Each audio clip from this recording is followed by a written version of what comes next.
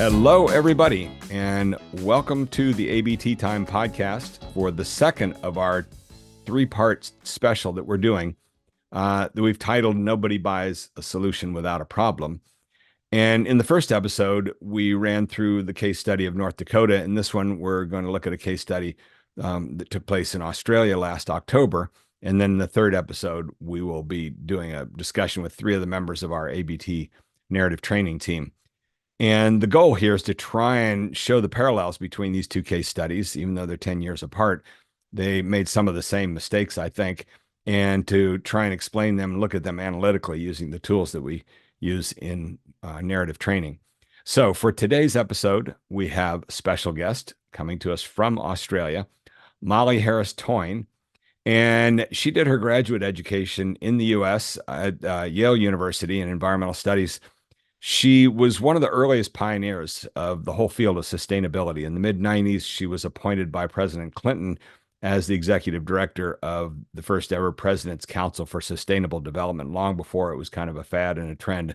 They were out there on the cutting edge. She took that knowledge and eventually set to work in Australia and New Zealand, working with Fair Trade Australia as their director, and she'll talk a little bit about that when we bring her on.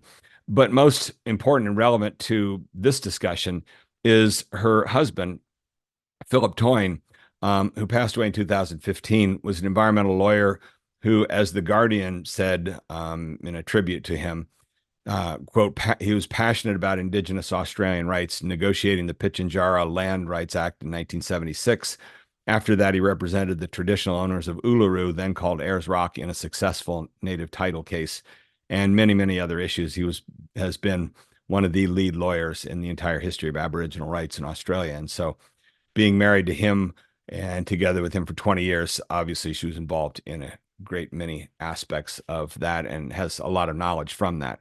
So as I said in the first episode, it's 20 years since this book came out, When Bad Things Happen to Good People. And this, I think, is another case study, and a lot of really good people with good intentions coming together, trying to do something to make the world a better place, and having a major setback with this vote failing last October. And so the goal here is for us to take a look at it and analytically with these narrative tools, see if there's some things to be learned from what happened.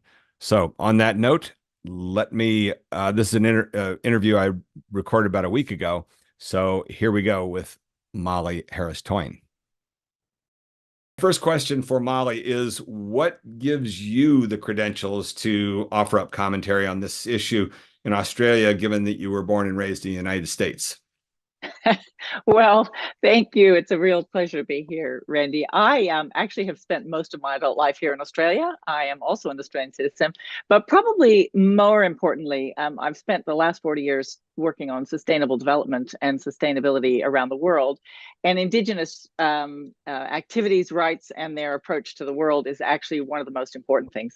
But perhaps most important of all, my late husband, Philip Toyne, was actually the first Indigenous lawyer with the first land council, which was the Pitjantjatjara people in the Central Desert where Uluru National Park is. And he spent the better part of his life, over 50 years of really working hard to help Indigenous people get access to their land and the rights and the human rights that they have really been denied comprehensively here. And during your years of marriage with him, you also were involved in a lot of these efforts, I assume. Oh my gosh, yes. I mean, it was definitely a family affair. Right. There you go. Okay, great. And you're coming to us from Melbourne, Australia. Is that correct? I am. Great. And that's where you live. Okay. Wonderful. So in the first case study that we presented, the North Dakota story, I broke it down into 4 introductory elements that we use to kind of get just the basic concept here. We're going to go through the same 4 elements now. And let me begin with element number 1, which is this solution that was offered up to the public for a vote. And tell us what was the solution that the people had in mind? The solution was a modest change to the Constitution. It included 2 parts. One was, for the first time, recognizing that Indigenous Australians were here before colonial powers landed. And secondly was that there be established a voice to Parliament so that programs regarding Indigenous communities could have an Indigenous voice that helped guide those programs. Excellent. Okay. And a little side note, I began the first episode talking about this. It's the 20-year anniversary of this book titled When Bad Things Happen to Good People. And that's a little bit of the context here. As I understand, in the 6 months since this initiative failed, or this referendum failed, there's been a lot of hurt feelings and upset and disorientation. So it's not like we're here trying to um, be, I don't know, Monday morning quarterbacks, what we'd say in the US, but trying to pass judgment. I think we're more trying to just lay out what we see. And then in the third episode, we'll bring in the hopefully analytical discussion using the communication tools. Okay, so that's great. Two parts to what they were offering up there. There was then the vote. And so that's our second element, the outcome. What was the outcome? Well, tragically, all of the 7 states and territories in Australia, all but one voted against it, which was a real heartbreak. Okay, there we go. Now, the third element is the postmortem. And after the dust settled for a month or two, what sorts of patterns were seen in this assessment? Well, it really clearly broke out into 2 phases. Initially, there was a huge buoyancy. Everyone was excited about it. Over 80% of the population was supporting it in all the polls. The turning point really happened when the Conservative government, the Conservative Party, who was no longer in government, who had really initiated a lot of the outcomes of that came up with the voice in the referendum as a plan. They actually decided not to support the referendum itself, and that made it very difficult politically. Okay, very, very interesting and challenging here to do this sort of analysis. Then the fourth element, which we ran through in quite a bit of detail with the North Dakota story, and is also, I think, the right way to look at this. I've given it the rather harsh label of the bus is now in the ditch, but that's the way you have to look at it, which is that this bus that was going along in a direction with great ambitions and reason for optimism ended up jumping the track and down in the ditch now. And when the bus ends up down the ditch, you can't just start it right up and continue on the journey. It's got to be pulled up out of the ditch. It's got to be repaired. And then you got to find a new direction that doesn't lead back down the ditch. There's a lot to all of that. Have you got a few comments about where things are right now? And by the way, one of the major pieces of quote research that I did in getting ready for this was the segment you sent me. Was that maybe aired about 2 or 3 weeks ago? That was on just recently. It was maybe less than a week ago. Okay. Yeah, very recently. It was a segment on the ABC News show 7:30. Is that what it is? Yep.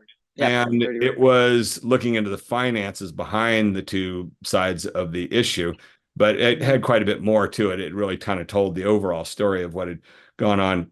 It's a pretty good segment. I've got a few quotes from it that I want to bring up eventually. But they also talked about, they even used the term postmortem and then sort of said where they thought things were right now. What's your thought about that phrase, the bus is now in the ditch? Well, I think it's accurate. Certainly, it's the last referendum that Australia had was in 1967. So this is the first time that a referendum has even gotten up about Indigenous Australians. In that case, it was to take Indigenous Australians out of the category of wildlife and actually be able to make laws on their behalf and for their purposes. And it has been doing that since 1967 for land rights and protection of cultural activities. But it's very hard to see where to go from here. So I guess I would say the main sentiment has been shock. I think people want to just put it behind them. They really don't know how to address it. And the problem with this is that, for 200 years, there has been really an appalling approach to Indigenous Australian issues. Human rights, basically are just not anywhere where they need to be. The gap in every indicator in Australia on health, education, welfare are all, it's getting worse and worse and worse for Indigenous people. And if we can't turn this around quickly and get this bus out of the ditch quickly and enable and empower them to really have meaningful, healthy lives, it's a really serious problem. Okay, so something just popped in my mind that I just now thought about this.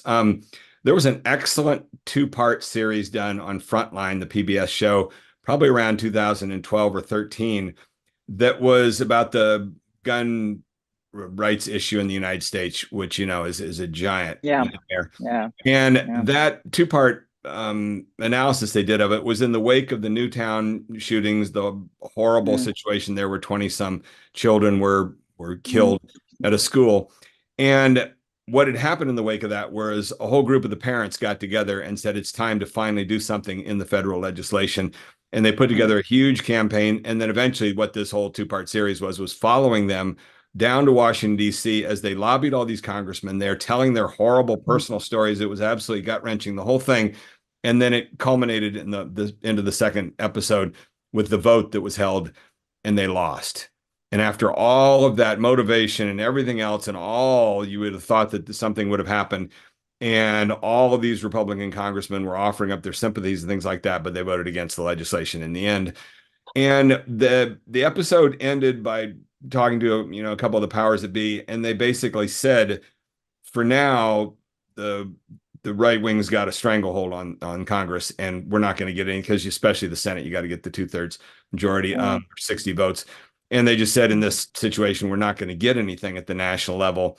Therefore, it looks like we've got to pull back and look for smaller increments at the state level, mostly state and local things, and try and get some small scale victories. Based on that little example, let me ask you a question about what happened here with this initiative. The budget, that segment said, was $67 million. $67 million.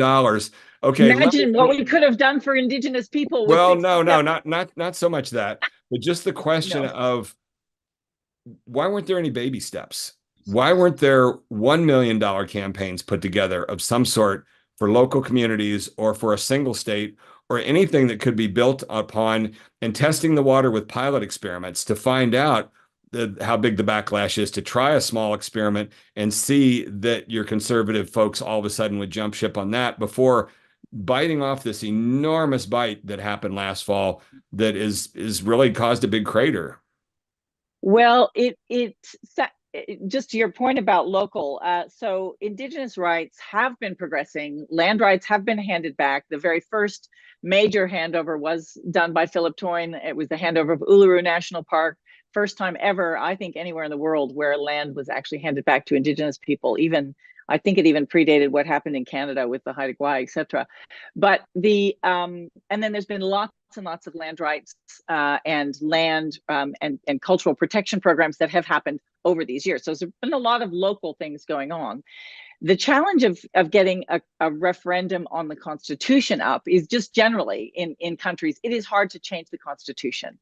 And the primary reason for needing to change the Constitution was that amongst the things that Australia did when it kind of took over the colonial approach was to pretend, and they actually created a legal fiction, to pretend that nobody was here when they got here. So they called Australia terra nullius, and that was reinforced for 200 years and denied basic human rights to Indigenous people by saying, oh, well, you guys weren't really here. Well, we know that they were here for over 60,000 years. It's the longest continuous culture anywhere on the planet. And so it became more and more difficult for even the legal fiction to remain. But once the legal fiction fell away, and it was only 1992 when that concept of terra nullius was finally knocked out of the legal jargon for Indigenous Australians. By the time we get to 1992, we haven't had a referendum in 30 years, and it's time to actually try to give some coherence to policy on Indigenous issues. And the problem that really was confronting the campaign was that there had been a decade of conservative governments who really weren't interested in land rights. They weren't interested in really doing anything constructive on Indigenous rights at all, and have worked very actively to make sure and give as much land as possible to mining companies, etc. So in that whole decade, it became quite urgent. So by the time we get to this referendum, so the first referendum in 50 years, people are, a lot of the Yes campaign was assuming that everybody realized it was time, and because of that 80% support, it seemed like it was time. But it obviously, the political wrangling made it too controversial and too okay. So now I'm going to start getting a bit more skeptical, Sorry. a little harsher on some of these things. But actions speak so much louder than words. And polls, at least in the United States, sadly, there was, what was her name? Jill Lepore, I think, in the New Yorker in 2014 or 15, had an excellent article about do polls even matter anymore, about how faulty polling is in today's world. And who are these people that they're talking to for these polls? And, then we went ahead and in the presidential election 2016, everybody thought the polls were saying that Hillary Clinton was going to win, and then she lost. And when do people ever start to lose faith in polls and the realization that polls are not actions? They're just people, saying yes or no. It's words. So getting back to my question there was, where were the baby steps? What was the next biggest budget spent before $67 million on this, anything to do with this issue? Yeah. So there had been a consistent investment in land rights, in handing back land that was still Crown land, of course. In the 60s, there had been big scare campaigns that if we recognized our Aboriginal people, then no, but I'm asking for the previous decade. Well, so the previous decade, I mean, ironically, this whole proposal of the referendum, including the vote and the constitutional change, came out of a process that the Conservative government actually was in support of. It was called, it was a convening of groups from all over Australia. They came up with a thing called the Statement from the Heart being the red center of Australia. And it is what proposed the referendum, the truth. It proposed three things: the voice, the truth telling, and the treaty. And so, the Conservative government had supported all of this. So the proposal that came up and the referendum was actually born of a process that the Conservatives had actually supported. Then let's go back to when I said the postmortem. And you said when we took a look at it, it became clear that this whole campaign had taken place a journey of two phases. The first phase, where everybody thought the poll said 80%, this is going to pass with flying colors. Then there was the turning point. What caused the turning point? Was there a single event there that caused them to withdraw? There really was. So the relatively new at that stage Prime Minister, in fact, the Prime Minister Albanese, the first statement he made as Prime Minister was to say that he will strongly support the proposed referendum for the Statement from the Heart to be implemented, the referendum and the voice. And I think as soon as that happened, I think the Conservatives said, "Oh, we don't want to let him have a success. We don't want to let him win on something." And with 80% support, there was every chance it would win. So hang on one second. A side note on that. That is exactly what happened here a month ago, where they had a piece of legislation that was bipartisan for immigration issues in the southern border of the United States, and then the upcoming presidential candidate for the Republican Party told everybody to vote against it for that exact same reason, which is don't let the Democrats have a victory on this issue going into the election. So welcome to the world of politics. Okay, sorry. Keep going on that. But really fundamental on that too, Randy, and what I realized after the fact also was that the only other time that there had been a proposal, one of our prime ministers tried to ban communism in the 50s, and that had universal support. Everybody hated commies under the bed. It had 80% of the support of the population. And then the Labour Party, in the opposite sort of flip, the Labour Party actually at the last minute kind of said, well, actually, maybe this isn't such a good idea. Not that they supported communism, but they really didn't like the idea that the Constitution would ban a specific political party. They thought that might be dangerous for the Constitution. And I think they were probably right about that. So the same thing happened. It went from 80% support to no support. So what that should have told us before we started on the Voice campaign, I suppose, is how important that bipartisan support was. And one lesson that's really interesting is there's another piece of legislation about religious freedom in Australia that originally has had the Conservative support. It looked like the Conservatives were going to do the same thing, turn coat on the Labour Party and not support it. And the Prime Minister said, I will put this to Parliament as soon as I know there will be bipartisan support, because he just didn't want to go through the same game again. So I think part of it is okay. just Yeah, yeah. Getting politics. back to the turning point there, Yep, because yep, that's really super important. Do you yeah, remember it what is. month It that is. happened in? Oh, gosh, I don't remember the exact month, but it would have been, a couple months into the campaign. It was about a 6-month campaign, I think. Okay, Maybe so there not were, 6, maybe 3. so it was too late to pull the plug or anything like that. They kind of had to just go Oh for it. yeah, they waited. They didn't. Yeah, yeah, Yeah, yeah. they waited. Interesting.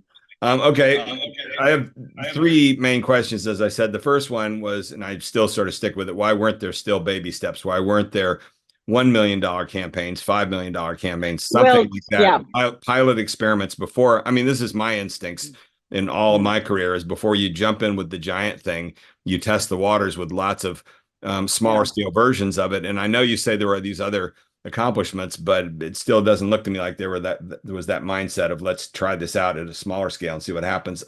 Second question is, what was the unifying slogan of the whole campaign? The singular slogan. Yeah, that's a really good question. I just um what was the yes.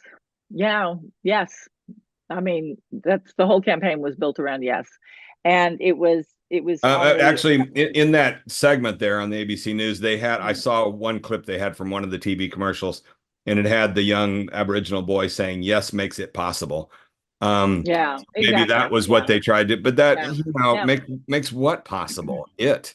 Um, Well, you're really okay. So sorry, I'm going to take a moment here, and I guess we'll get into more depth on this on the discussion. But um, mass campaigns. This was not a local, state, neighborhood campaign or anything like this. This was the entire nation, and unity is super duper important, and simplicity and singularity, the singular narrative.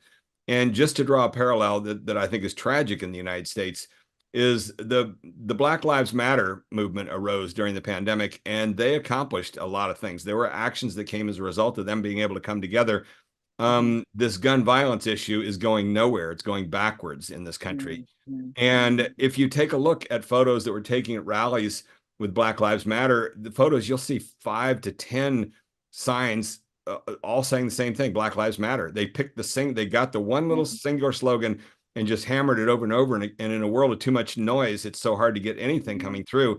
The gun rights, the gun violence issue, you look at pictures of their rallies and you will not see any two signs that are the same. Everybody's got their clever little motto they came up with and put up there.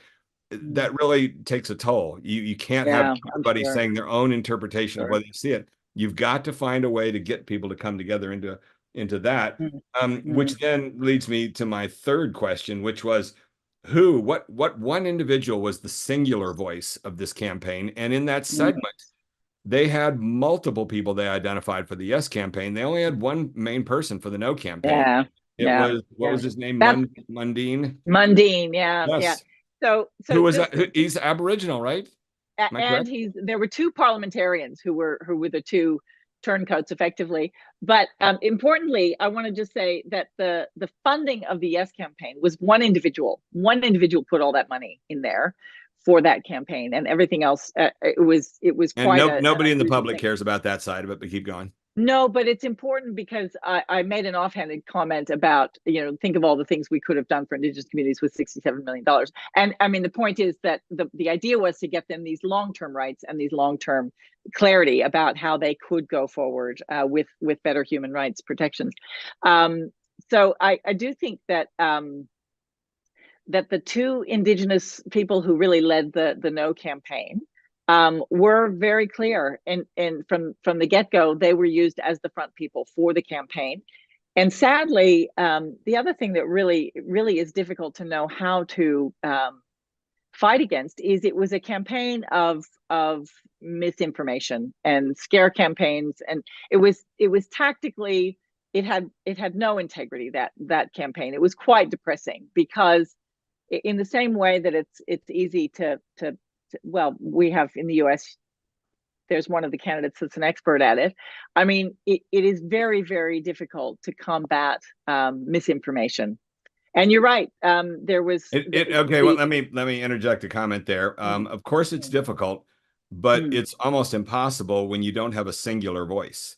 When the Yeah. public is Yeah. hearing five different spokespeople all semi-contradicting each other and turning their heads back and forth, who should I listen to? Which one of these people is in charge of the movement? It's Yeah. unfortunate, but in a world of too much information, the bottom line is that you need to have a singular voice. And in the United States, there was no awareness of that during the pandemic, where the Biden administration ended up on TV with three different spokespeople, one from the White House, one from NIH, one from CDC, and they don't seem to have any understanding that that doesn't work. The public doesn't want three different spokespeople.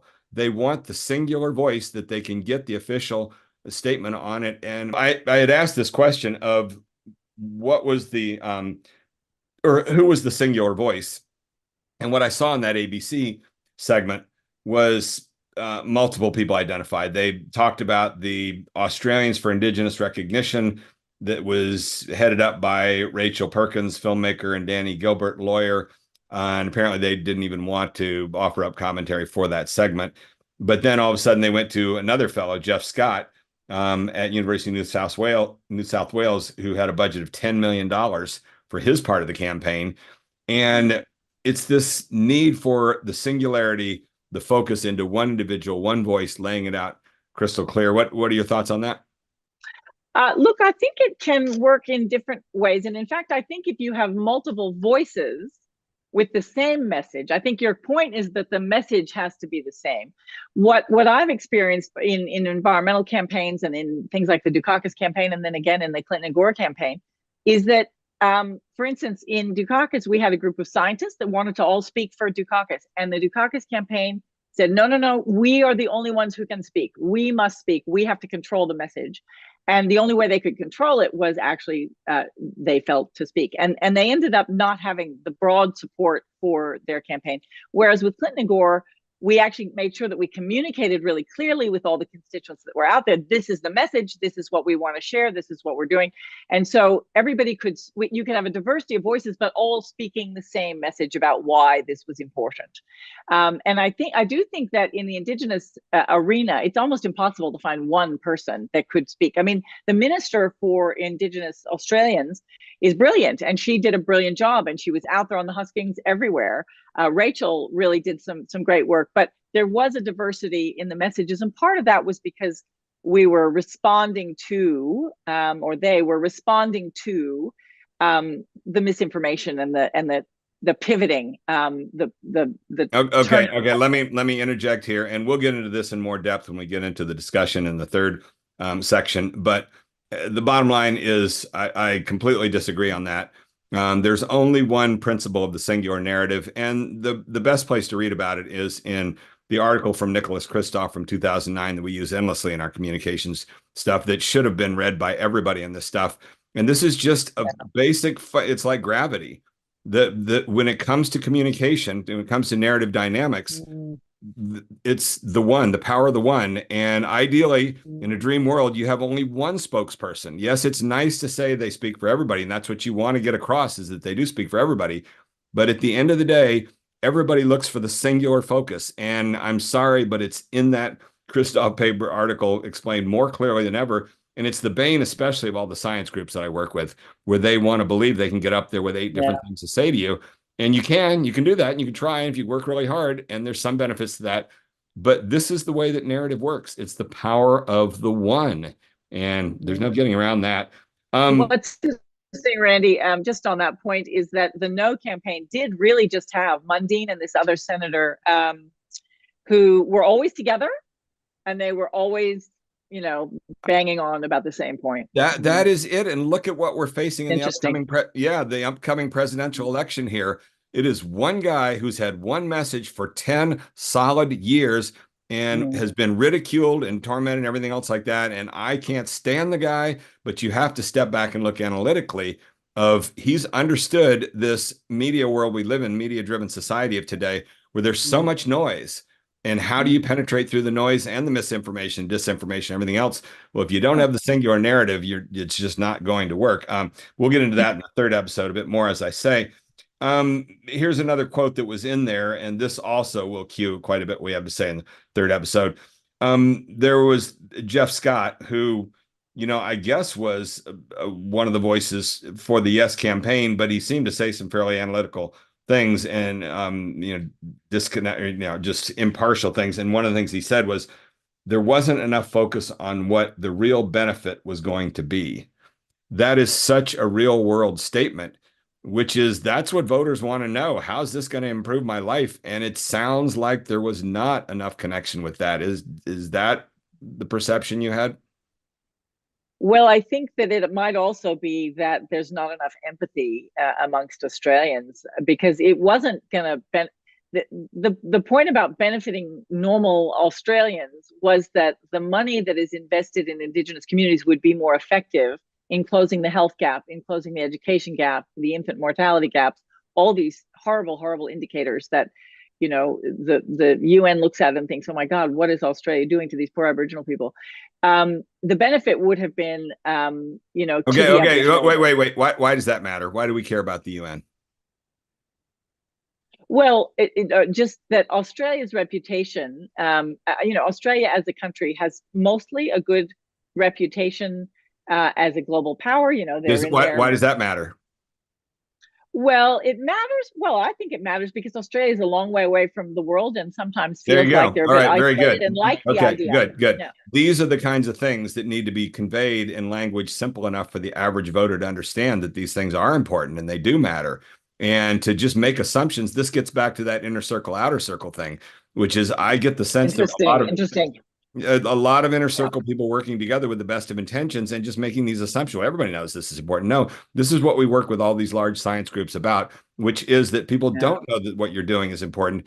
And we're going to, again, in the third episode, we'll get into that in detail. And actually, Matthew here joining us is my co-instructor with the ABT work. And he's got a lecture that he gives in the course showing how the people in the entertainment world do understand this dynamic. And one of the key things they understand is the need to amplify the problem.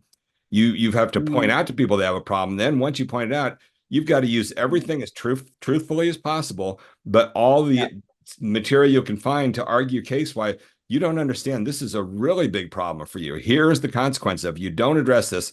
And I think that's a lot of the fundamental dynamics that we're missing for the general public. And at the beginning of that segment, the very first two things that they led with, they had an Aboriginal woman who was very upset, saying people feel rejected as a result of this vote.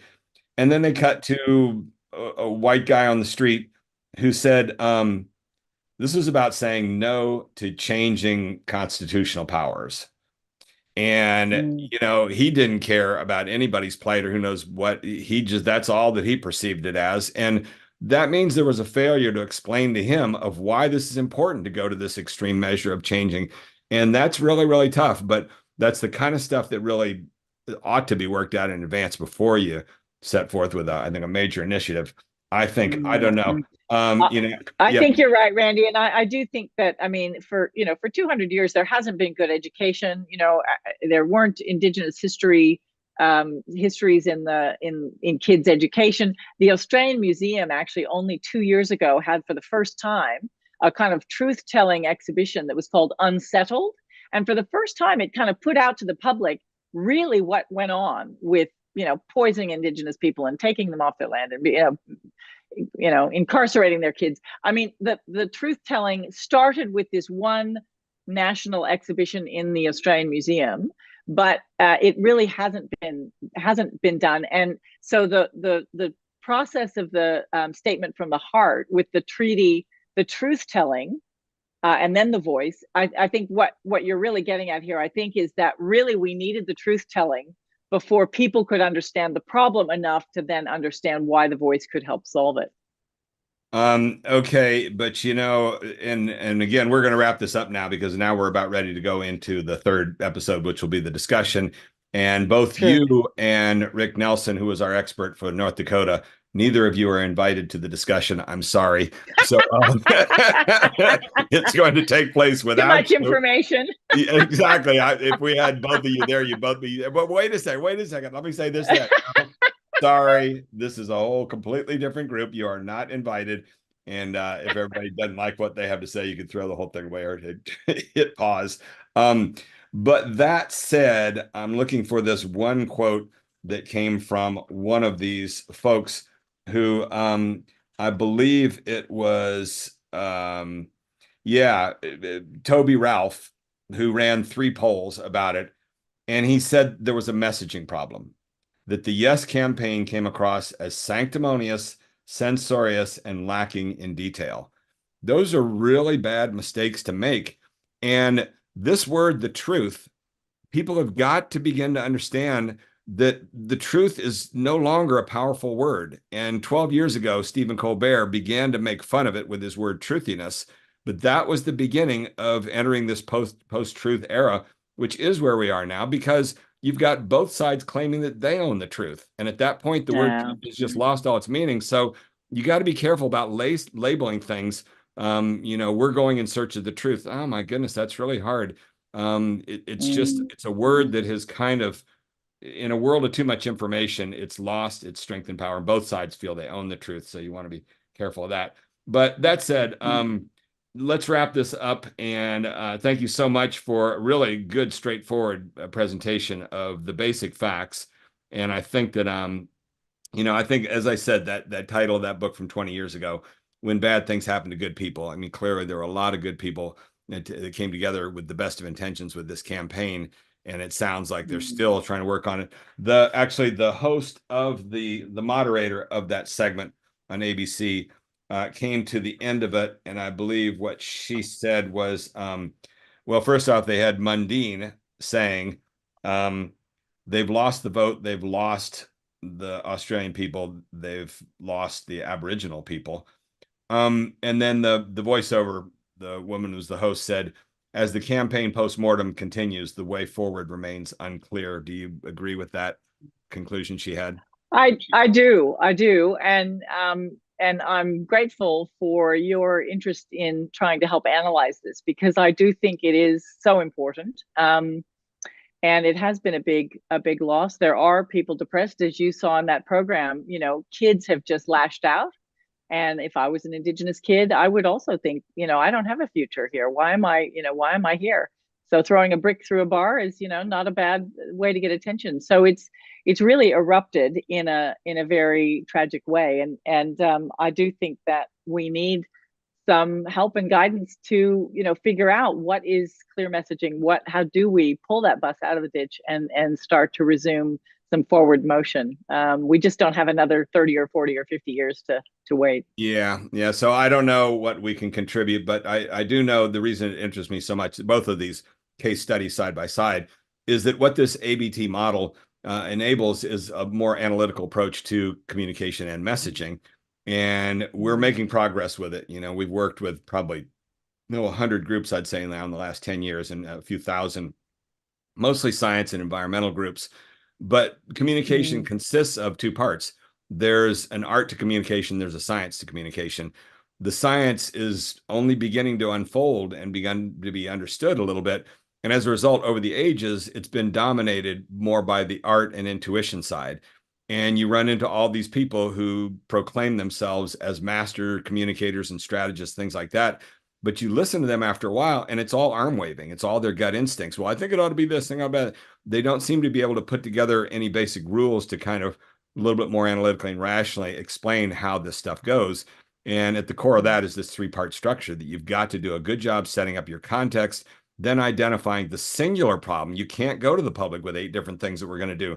And then finally, you want the clear actions that are going to result from that. There is a structure to this.